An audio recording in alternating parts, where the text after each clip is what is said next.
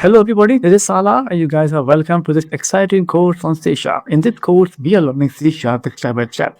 The last lecture was all about non-nullable and nullable types. We learned the differences and also looked at converting the non-nullable types into the nullable types. This lecture is a continuation of the previous lecture, and here we are going to learn some operations which we can perform on nullable types or the null value. In C Sharp, there are some operators which we can use to check for the null value and then can decide whether to apply default value or not. There are three operators, they have different names. We are going to explore them and learn them one by one. Here is the code we wrote in the last lecture. We have a method database numeric value which can return a numeric value, integer value, and can also return a null value. We are going to update this method to make it work for the string instead for the integer. It will make more sense. And of course, the name of the variable. From the main method, I'm going to remove all the code. Let's now learn the use of the first operator. First operator is actually called null-coalescing operator. It is coded with two consecutive question marks. When you see two consecutive question marks in any C# code, that simply means null-coalescing operator is used. This operator is for assigning or providing a default value when something is null. When the value is null, you can use this operator to provide a default value to your variable. Our method is set to return a null value. We are going to call this method like this, database numeric value. And right after that, in a right line, we are going to print the value in the console. We know that this method gonna definitely return a null value. However, in real cases, we have no idea either the value is null or valid. In such cases where the null value can be received, we can control it using this null-coalescing operator. If the value returned by this method gonna return a value. We know that if the value is null, we can apply a default value. Default value because null is received. As we run this program, you will simply see this output default value because null is received. Let's run the program and check the result in the console. And so you see the output in the console, right?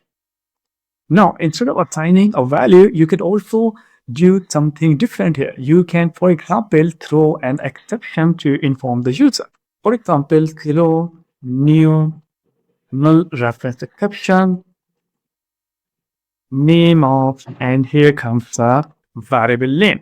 Let's run the program, and now you will simply see an exception is thrown with this name. You can have more description about the exception if you want. So see, exception is thrown. The exception name is null reference exception, and this variable is the reason for this exception, right?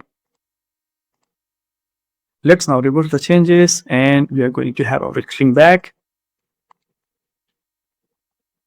So that was the null-coalescing operator. The next operator that we have on our list is actually called null-coalescing assignment operator. Null-coalescing assignment operator is almost the same as null-coalescing operator. It actually uses an assignment sign to provide a valid value to the variable. In programming, we code this operator like this, two consecutive question marks and then an assignment operator. Let's have an example. We have a string user name with the value null. So when the value is null, we can assign a default value. Let's say guest. This is how we can use null-coalescing assignment operator. If the value of the variable is null, this default value is assigned.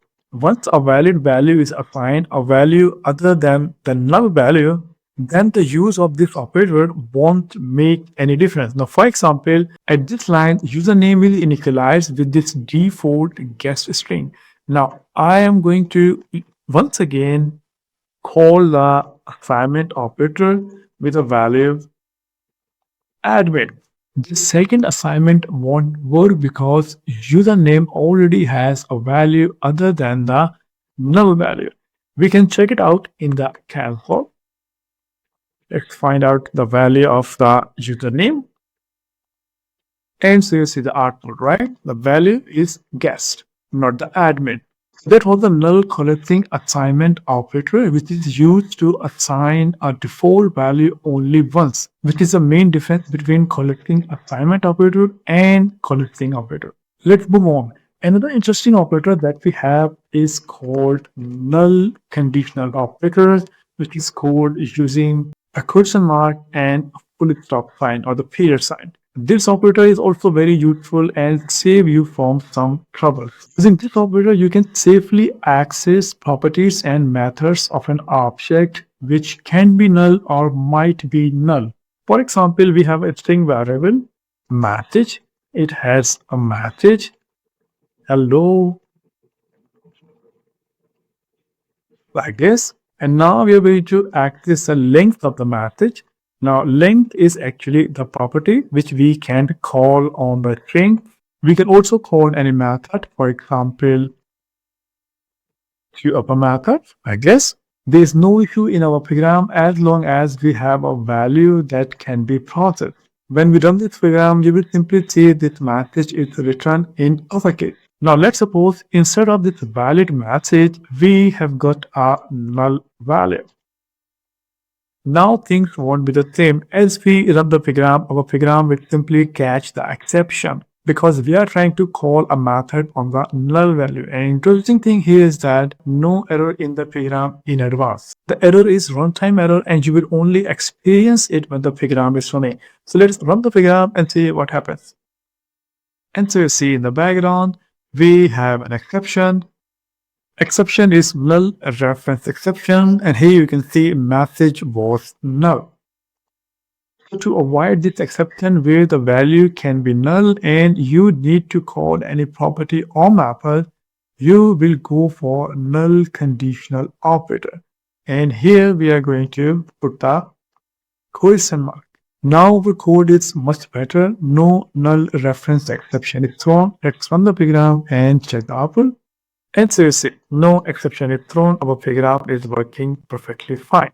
However, this is not the proper or practical use of null conditional operator.